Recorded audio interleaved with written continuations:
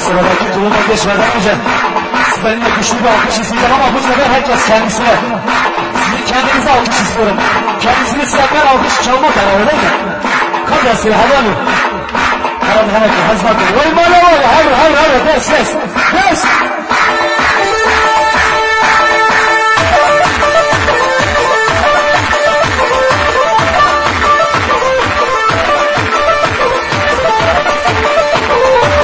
Evet, halayınızı bölmeyelim. Ortakasında bir korkuluk var, halayınızı bölmeyelim. Şu güzel görüntüyü bölmeyelim arkadaşlar. Size zahmet. Halay başı kontrol sağda.